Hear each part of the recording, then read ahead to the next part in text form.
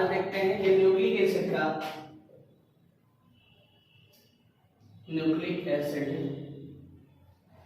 का तीसरा लेक्चर होगा।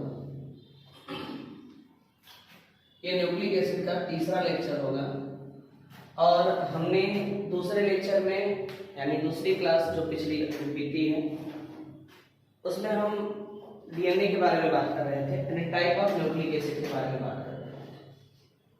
टाइप ऑफ न्यूक्लिक एसिड के बारे में बात हुआ था, जिसमें हम डीएनए और आरएनए दो तरह के न्यूक्लिक एसिड्स को बताया था आपको, डीएनए और आरएनए के बारे में बात हुआ था। डीएनए और आरएनए जो था उसमें हमने डीएनए के कुछ बेसिक बातें आपको बता दी कि डीएनए किससे मिलकर बना होता है, ठीक है ना। डीएनए के कुछ बेसिक बातों को हमने आपको बताया है कि डीएनए किससे मिलकर बना होता है। Pentose sugar, nitrogen base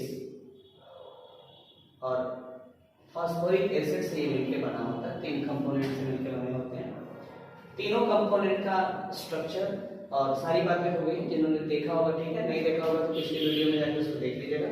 nucleic acid का सेकंड वीडियो होगा। अब आज हमें बात करनी है तो डीएनए के अगले पोर्शंस पे, इसको कहते हैं double helix model of DNA. कहते हैं double helix model of DNA.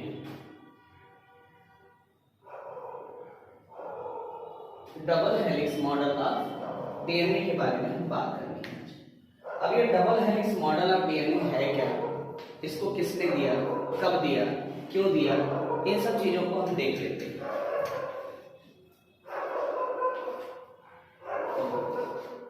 इन सब चीजों को हम देख लेते हैं, कब दिया था, किसने दिया था, क्यों दिया था, क्या क्या बातें आई हैं।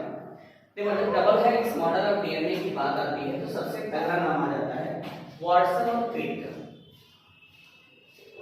Watson and Crick, Watson and Crick की बात आ जाती है, ठीक है। Double helix model of DNA की जब बात आती है तो बात आती है वाटसन और क्रिक की कि double helix model of DNA को वाटसन और क्रिक ने दिया। कब दिया? 1953 में वाटसन और क्रिक ने double helix model of DNA दिया, ठीक है ना। लेकिन इनके साथ दो जने और थे, इनके साथ यानी दो साइंटिस्टों का और नाम आता था, लेकिन उनको हम लोग याद नहीं रखते हैं, जिनका नाम था रोसलिन फ्रैंकलिन। इनका नाम था रोसलिन फ्रैंकलिन।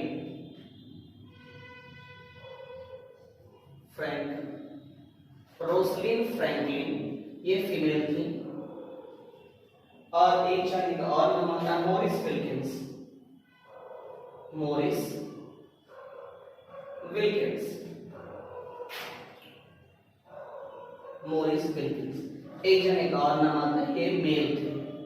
इन दोनों के नाम को हम लोग नकार नहीं सकते हैं, इन दोनों लोगों के नाम को भी हमको याद करना पड़ेगा, क्योंकि ये लोगों के वजह से ही ये वाटसन और क्रिक ने इस मॉडल को दे पाए और दे पाना संभव हुआ। तो ये दोनों लोग ही साथ दिए थे। ये मॉरिस रोसलिन फ्रैंकलिन की मौत हो गई थी कैंसर की वजह से, ठीक है। तो ये जानते हैं फीमेल हैं, कैंसर की वजह से मरी थी। तो वाटसन क्रिक रोसलिन फ्रैंकलिन या Watson Crick Franklin and Wilkins ना, इन सभी लोगों ने मिलकर वाटसन क्रिक और ये double helix model of DNA दिया। और कब दिया था? 1953 में, ठीक है। लेकिन इसको हम वाटसन क्रिक मॉडल ही बोलते हैं, तो ऐसे जनरली करते हैं।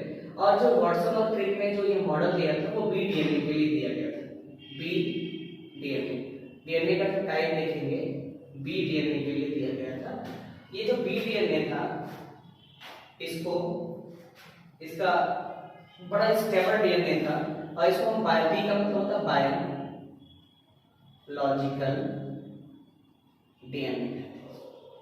इसको एक और नाम से जानते हैं, ये भी जानते हैं, इसको हम आई डीएनए के नाम से भी जानते हैं, आई डीएनए के नाम से भी जानते हैं, ये भी आप जानते हैं। आई डीएनए इसको इसलिए कहा जाता है, ये एक तरह का इनिशिएटर डीएनए होता है। इनिशिएटर डीएनए होता है, इसीलिए इस बीडीएनए को हम आईडीएनए कहते हैं। तो ये double helix model of DNA दिया था वॉटसन एंड क्रिक ने विद द हेल्प ऑफ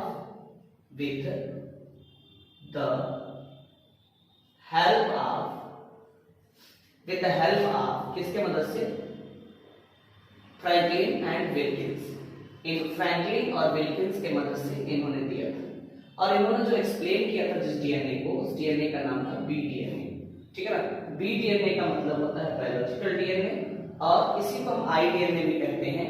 आईडीएनए का मतलब हो गया, आईडीएनए का मतलब हो गया इनिशिएटर डीएनए, इनिशिएटर डीएनए।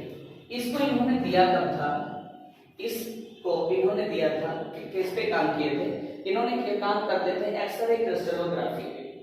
जब इन्होंने किस पे काम किया था, एक्सरे क्रिस्टलोग्राफी, एक्सरे क्रिस्टलोग्राफी पे जब इन्होंने काम किया था, तब इन्होंने ये मॉडल दिया था, ये क्या double helix model of DNA दिया गया। अब हम बात करते हैं double helix model of DNA के कुछ स्ट्रक्चर्स के बारे में, और स्ट्रक्चर्स के साथ इनके और भी जो डाटा है उनके बारे में बात करते हैं। ठीक है, तो ये और क्या क्या बातें बताते हैं, देखिएगा। Double helix model of DNA को अगर हम देखते हैं तो क्या क्या चीजें हमको ध्यान देनी है, उन बातों को देखिएगा। ठीक, like this type of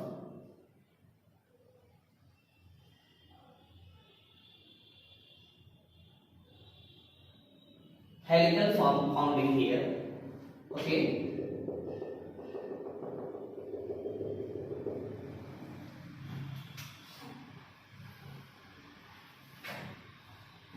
the helical structure present in here. अब इस हेलिकल स्ट्रक्चर को भैया समझेंगे थोड़ा सा, है क्या क्या और इनमें हमको जानना क्या क्या है। ठीक है, इसमें भी कर दें, तो आप लोग सोचेंगे कि ऊपर खाना रहता होगा, नीचे कुछ और रहता।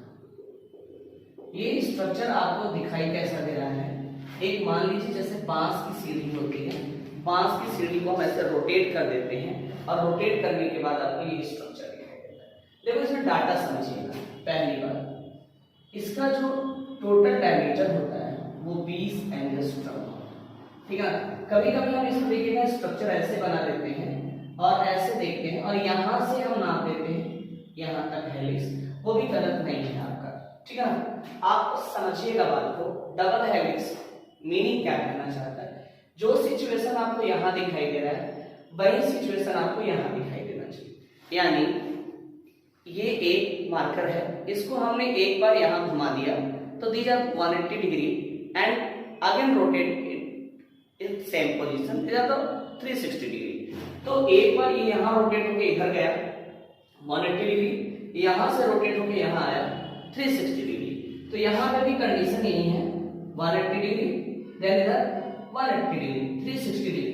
तो हेलिक्स फॉर्मेशन के दौरान यानी डबल हेलिक्स का जो निर्माण होता है उसमें 360 डिग्री का एंगल बनना चाहिए, पहली बात हो गई। दूसरी बात हो गई, यहां से जहां से स्टार्ट करेंगे, यहां से लेके यहां तक जो पिच होगा, वो देखो एक बात हम आपको बताते हैं, ये जो पिच की लंबाई होती है यहां से यहां तक 2 एंगस्ट्रॉम होती है ना, 33.2 एंगस्ट्रॉम होती है। स्पेसिफिकली आपको एग्जाम्स जो देंगे कंपटीशन का, उसमें आपको डाटा ये ऐसे मिलता है, लेकिन हम लोग जो उसको एक एवरेज वैल्यू लेके चलते हैं 40 एंगस्ट्रॉम कहते हैं। ठीक, अगर आपको पॉइंट में दिया हो तो आप इस भी डाटा को मान सकते हैं, these are the data. Okay, ठीक, अब बात करते हैं इसमें, अगर एंगल की बात करते हैं, एंगल की बात करते हैं तो एंगल इसका ये है 360 डिग्री का एंगल बनना चाहिए डबल हेलिक्स के निर्माण में। इसकी टोटल पिच कितनी होती है, डायमीटर। अब तीसरी बात आती है कि इनमें पाए जाने वाले जो नाइट्रोजन बेस पेयर होते हैं वो कितने होंगे। तो यहाँ नाइट्रोजन बेस पेयर जो होगा वो नाइट्रोजन बेस पेयर आपको 10 पेयर मिलेंगे। ठीक है, 10 पेयर नाइट्रोजन बेस पेयर आपको देखने के लिए मिलेंगे। स्पेसिफिकली हम केवल आपको समझने के लिए बता रहे हैं, बात को एकदम समझें आराम से, बहुत ही आसान होगा, ठीक है ना।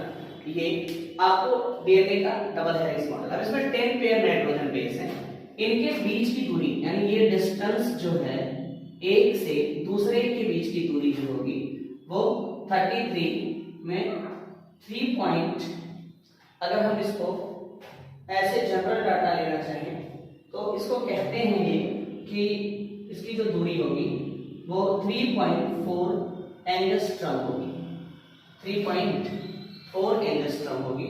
और अगर इस डाटा पे लेंगे तो वो थोड़ा अलग हो जाएगा, तो ये आपको ये एवरेज रखना है। अगर हम इसको इसके डाटा पे लेंगे तो आ जाएगा 3.32 एंगस्ट्रॉम, ठीक है ना। 10 पेयर नाइट्रोजन बेस इनमें पाए जाते हैं। यहां तक क्लियर है बातें। अब देखिएगा इनका जो हेलिक्स फॉर्मेशन होता है, हेलिक्स फॉर्मेशन, तो हेलिक्स फॉर्मेशन होगा इनका, यहां पे लिखते हैं राइट हैंडेड, इनका जो रोटेशन होता है हेलिक्स फॉर्मेशन के दौरान, ये राइट हैंडेड रोटेशन करते हैं, ठीक है ना। क्या करते हैं ये राइट हैंडेड रोटेशन करते हैं हेलिक्स फॉर्मेशन के दौरान। अब एक चीज और बात करते हैं, तीसरी बात आती है एक, वो भी इंपॉर्टेंट हो गया यहाँ पे ना। ये तो हो गया आपका रोटेशन, ये आपका पिच हो गया, ये आपका एंगल हो गया, आपका डायमीटर हो गया, 20 एंगस्ट्रॉम इसका डायमीटर चौड़ाई होता है। एक तीसरी बात आती है जिसको हम कहते हैं टिल्टिंग, बेस पेयर टिल्टिंग कितनी होगी, बेस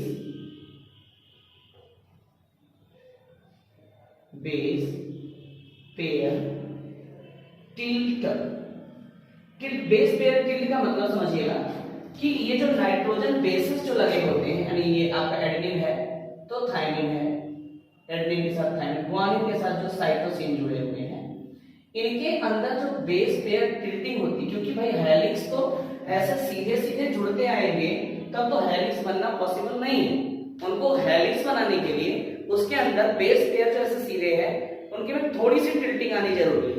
तो ये जो टिल्ट आता है ना बेस पेयर के बीच में, ये जो थोड़ा थोड़ा टिल्ट आएगा, झुकाव आता है, इसके वजह से हेलिक्स का निर्माण होता है।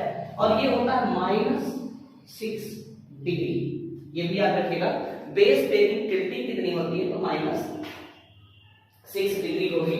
और ये जैसे ये आपका लगा हुआ है, ऐसे मान लेते हैं सपोजेबल है ना, इसको आप श्योर नहीं समझ सकते।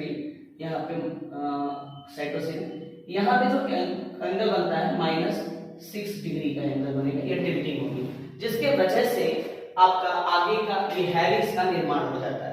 तो ये कहानी आपकी है।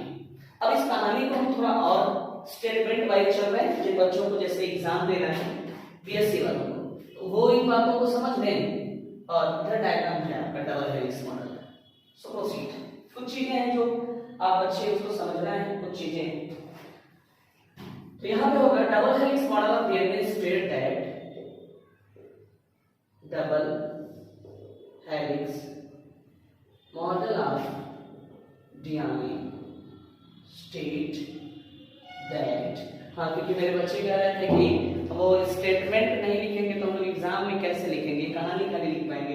कहानी तो सुनने समझने में अच्छा लग रहा है, लेकिन स्टेटमेंट तो चाहिए ना। तो स्टेटमेंट सच में बातें हैं। अब देखिए हम बातें लिख रहे हैं, आप समझते चले।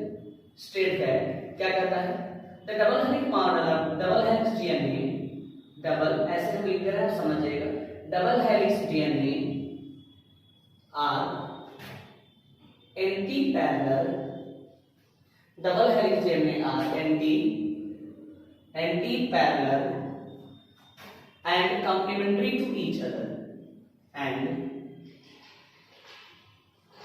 complementary to each other,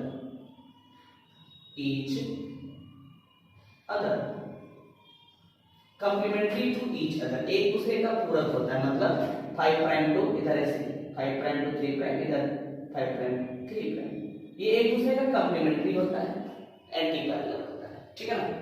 तो वही एक स्ट्रैंड 5 प्राइम टू 3 प्राइम और दूसरा 3 prime to 5 prime.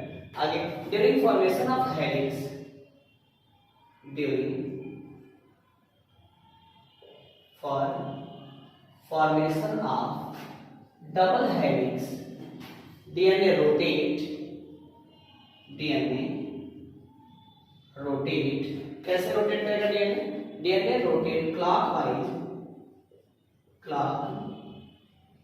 DNA rotate clockwise direction,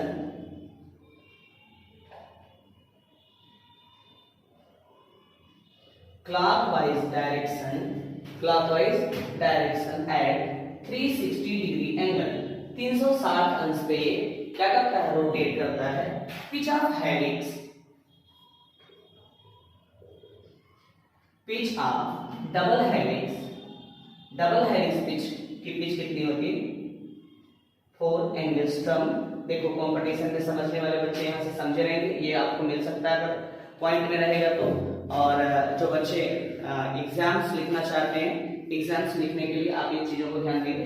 if you want कि हम भी लिखना चाहते हैं, then you can this point, okay. If you want then कर सकते हैं। यहाँ पे आगे लिखेंगे the base pair, the base pair in double helix कितने होते हैं?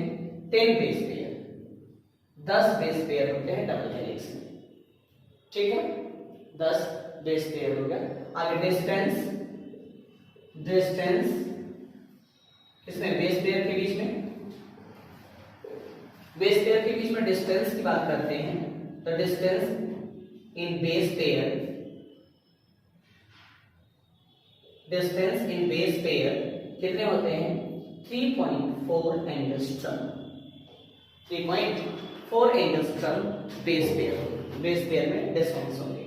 अब बात आती है और क्या जानना, और क्या करना है इसमें? एक पॉइंट अगर आप और चाहते हैं तो लिख लें the adenine bind with double hydrogen bond to the thymine and guanine bind with triple hydrogen bond to the cytosine. Adenine guanine से, एडेनिन थायमिन से डबल हाइड्रोजन बॉन्ड और गुआनिन साइटोसिन से ट्रिपल हाइड्रोजन बॉन्ड के द्वारा जुड़े रहते हैं, ठीक है ना? अब बात ये जानिएगा, ये जो हम एक्सप्लेनेशन दे रहे हैं ये ना अभी टाइप ऑफ डीएनए पढ़ेंगे तो ये बी डीएनए का है, बी डीएनए का ही एक्सप्लेनेशन ये भी होगा, बट ट्राई करेंगे ये बी डीएनए का होगा। और एक बात और जानिएगा, इट इज मोस्ट स्टेबल, ये जो डीएनए बी डीएनए होता है ये it is most stable DNA, ये भी कर सकते हैं। It is most stable DNA, ये है सबसे ज्यादा स्टेबल डीएनए के अंतर्गत भी कंसीडर किया जाता है जो ये बी डीएनए, ठीक है? तो ये आपको डीएनए के बारे में बात हो गई, double helix model of DNA के बारे में बात हो गई। अब हम बात करेंगे टाइप ऑफ डीएनए।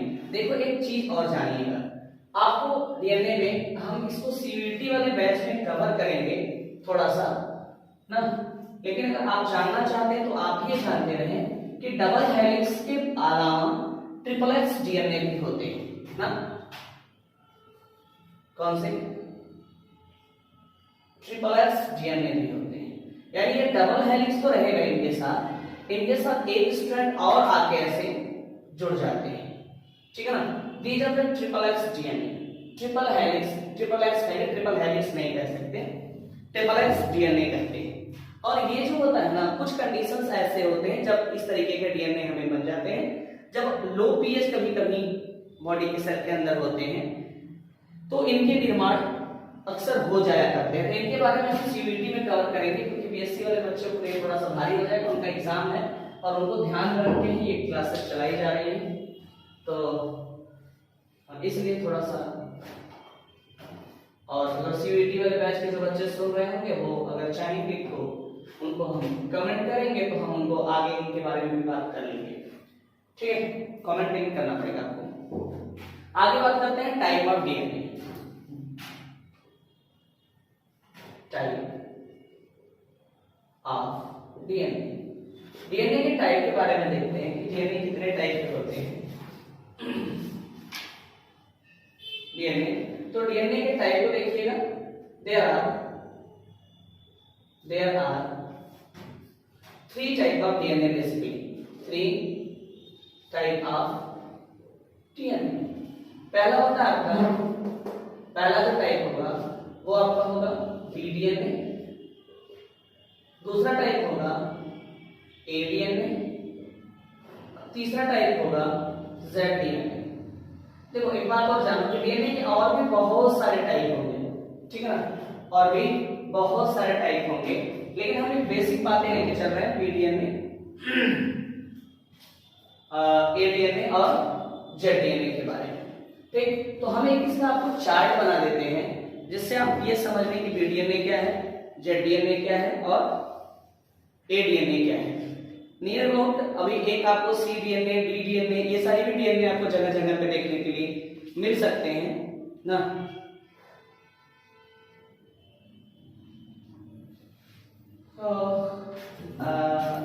मुझे लगता है कि उसको भी आपको कर ही देना चाहिए।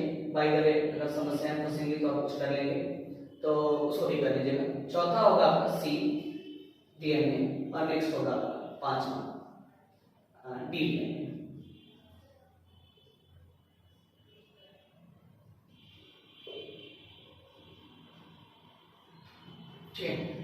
अब हम बात करते हैं पीडीएनए के बारे में। तो हमने अभी थोड़ी देर पहले जो जितने सारे स्टेटमेंट पढ़े वो सारे स्टेटमेंट आपके पीडीएनए के थे।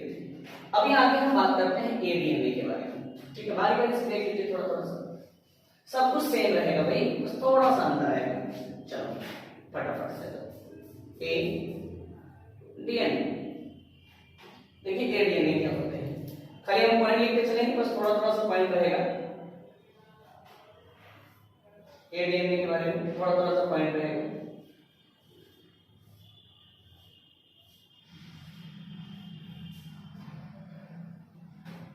इसका पिच,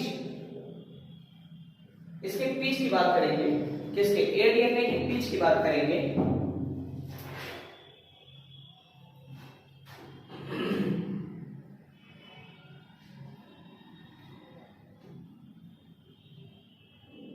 पिच की बात करेंगे तो इसका पिच होता है 24.6 एंगस्ट्रॉम। नियर अबाउट कहेंगे कि आपको लिखा हुआ मिलेगा 25 एंगस्ट्रॉम, 24.6 एंगस्ट्रॉम। ओके, आगे बेस पेयर की बात करेंगे तो 10.7 बेस पेयर, ठीक है ना, 10.7 बेस पेयर होंगे। आगे यानी कहीं कहीं पे 10.7 को ना 11 बेस पेयर पे लिखा हुआ मिलेगा, तो उसको भी आप समझ जाएंगे 11 बेस पेयर। दूसरी बात करते हैं इसके बारे में, दूसरी बात करते हैं कि इसका डायमीटर जो होगा, डायमीटर, इसका डायमीटर भी 20 एंगस्ट्रॉम होगा। 20 एंगस्ट्रॉम इनके डायमीटर होंगे। डिस्टेंस न्यूक्लियोटाइड के बीच का जो डिस्टेंस होगा वो डिस्टेंस न्यूक्लियोटाइड के बीच का जो डिस्टेंस होगा 2 एंगस्ट्रॉम से लेके 2.3 एंगस्ट्रॉम तक भी माना जाता है। 2.3 एंगस्ट्रॉम तक भी माना जाता है। ये अनस्टेबल होता है, अनस्टेबल डीएनए होते हैं, ठीक है ना, ये एक तरह के अनस्टेबल डीएनए होते हैं। तो कहानियां आपको कुछ ऐसी ही दिखाई दे रही है। और this type of DNA found in those area which belong to saline habitat. These type of DNA found in those animal या organism found those organism which belong to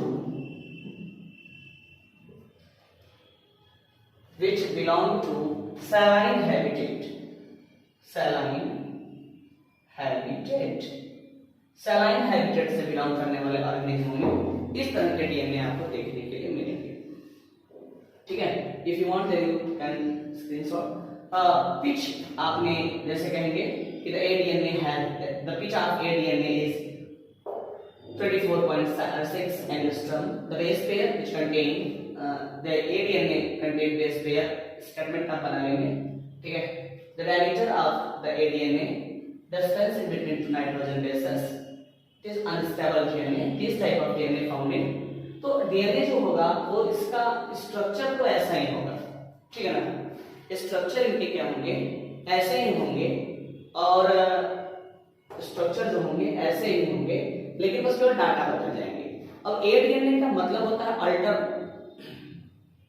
alternate DNA. A DNA का मतलब होगा alternate DNA, DNA का एक alternative form. दूसरे की बात करते हैं हम लोग सी डीएनए, करते हैं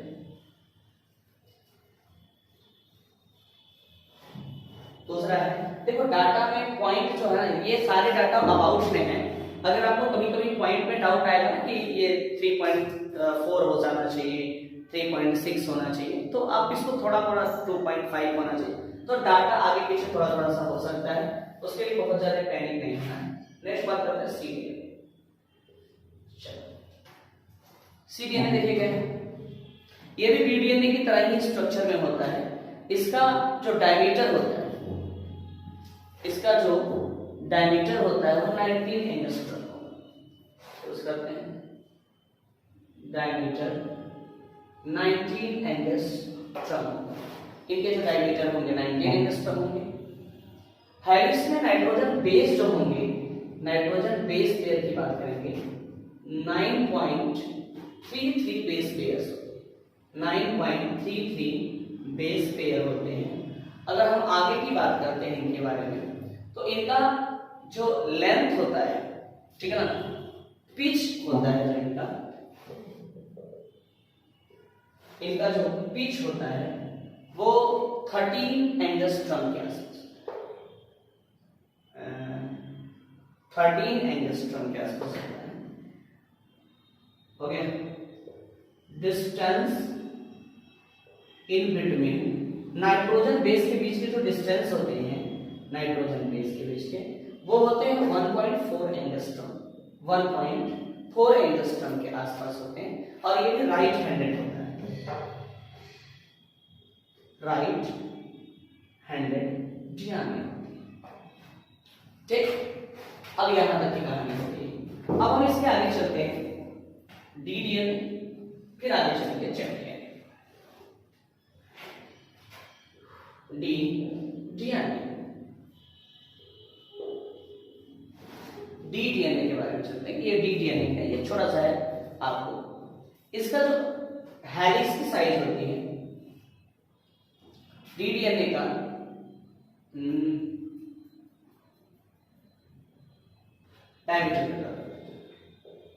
डायमीटर जो होता है इनका भी नियर अबाउट 19 एंगस्ट्रॉम होता है, ठीक है। बेस पेयर की बात करते हैं तो इनमें 8 बेस पेयर होते हैं, 8 बेस पेयर होते हैं, ठीक है ना। पिच की बात करते हैं, इनके पिच की बात करते हैं तो पिच इनके 24 एंगस्ट्रॉम के होते हैं, पिच इनके 24 एंगस्ट्रॉम के होते हैं। नाइट्रोजन बेस के बीच की डिस्टेंस की बात करते हैं, नाइट्रोजन बेस के बीच की डिस्टेंस की बात करते हैं, ठीक है ना, तो ये हो जाते हैं आपके 8.303 एंगस्ट्रॉम, ठीक है ना। ये भी अनस्टेबल डीएनए क्या होते हैं, ये भी एक तरह के अनस्टेबल होते हैं। अब बात करते हैं जेड डीएनए। जेड डीएनए जो बड़ा ही इंपॉर्टेंट होगा, और इसको जानते हैं कि जेड डीएनए होता क्या है, थोड़ा इंपॉर्टेंट है, थोड़ा कॉन्सेप्ट भी है, थोड़ी कहानियां भी हैं। देखो डी डीएनए और जेड डीएनए दोनों ही आर्टिफिशियल डीएनए की श्रेणी में रखा जाता है, ये भी याद रखो। ये है आपका जेड डीएनए, जेड डीएनए। पहली बात इसके बारे में कुछ कहानियां हैं, कुछ स्टेटमेंट होंगे, कुछ क्वेश्चन होंगे जेड डीएनए में। पहली बात होती है कि ये जो जेड डीएनए होता है वो लेफ्ट हैंडेड होता है।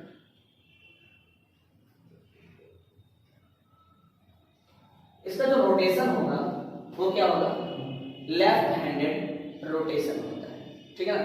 इन दिस रिपीटेटिव सीक्वेंस, इसमें रिपीटेटिव सीक्वेंस पाए जाते हैं, इन दिस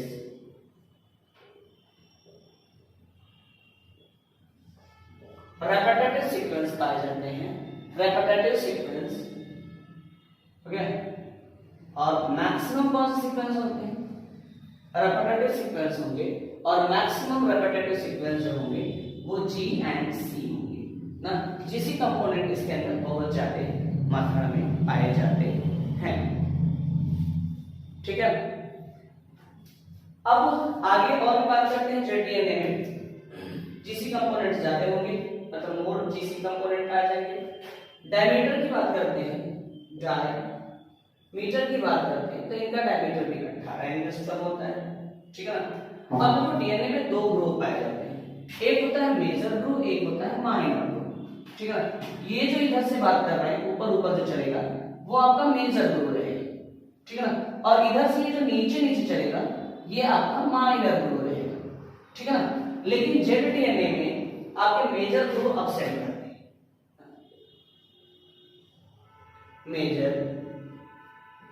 मेजर ग्रुप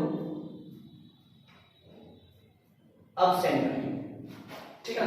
ये इधर से जो चल रहा है these are the major group, और इधर से जो चल रहा है ये नीचे नीचे जो चलेगा अंदर अंदर जाएगा, अंदर अंदर, these are the minor group. तो आप लोगों को लगेगा कि अरे भैया से ये ऊपर जा रहा है, नहीं नहीं, जब आप इसको रोटेट करेंगे तो एक ऊपर रहेगा तो एक उसके नीचे नीचे ही चलेगा।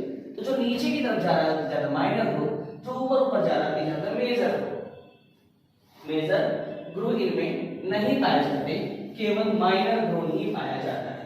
अब आगे बात करते हैं जेड डीएनए, इसका जो बैकबोन होता है उसका जिग जैग बैकबोन होता है,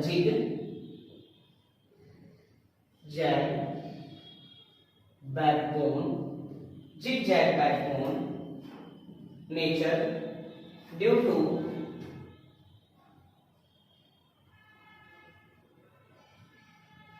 zigzag backbone nature due to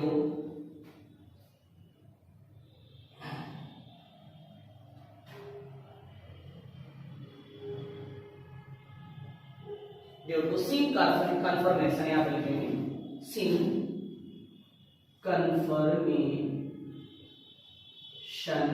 of glycosidic bond, glycosidic bond का सिंक कन्फर्मेशन हो जाने की वजह से ये आपको इस तरीके की कंडीशन देखने के मिलते हैं।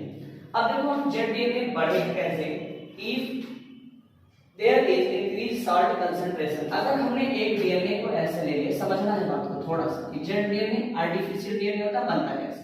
एक हम बेसिक सा आपको डायग्राम बना के दिखाते हैं, उससे आप थोड़ी सी बातों को हमारे समझने की कोशिश करिएगा। ये जैसे मान लीजिए एक आपका दो टेस्ट ट्यूब लिए हैं, इसमें हमारा ये डीएनए है, double helix model of DNA के मॉडल से, और हमने क्या कर दिया, सॉल्ट कंसंट्रेशन बढ़ा दिया। ठीक है ना, सॉल्ट कंसंट्रेशन बढ़ा दिया। अब सॉल्ट कंसंट्रेशन जब बढ़ाया तो ये डीएनए जो हमारे थे वो ऐसे, ठीक है ना, तो ये तो नॉर्मल डीएनए था और ये हो गया आपका जेड डीएनए। तो सॉल्ट कंसंट्रेशन बढ़ाने से हमको जेड डीएनए का निर्माण हो जाता है, जेड डीएनए मिल जाते हैं। दूसरा क्या है, अगर हम मेथाइलेशन करवा देते हैं नॉर्मल डीएनए का, जैसे ये नॉर्मल डीएनए आपका है यहाँ पे, और इस नॉर्मल डीएनए का अगर हम मेथाइलेशन करवा देते हैं, मेथाइलेशन करवा देते हैं, देखिए मेथाइलेशन करवा देते हैं, तब भी हमको जेड डीएनए प्राप्त होता है। ठीक है ना। तो जेड डीएनए कैसे कैसे हमको मिलेगा ये जानते रहना। जेड डीएनए हमको सॉल्ट कंसंट्रेशन बढ़ा देते हैं, किसी डीएनए का, किसी कल्चर मीडिया में डीएनए को रखे सॉल्ट कंसंट्रेशन बढ़ा देते हैं तो हमको जेड डीएनए मिल जाते हैं। और अगर हमें क्या करना है, अगर हम किसी डीएनए को का मेथाइलेशन करवा देते हैं तब भी हमको जेड डीएनए मिल जाते हैं। आगे एक बात और करते हैं,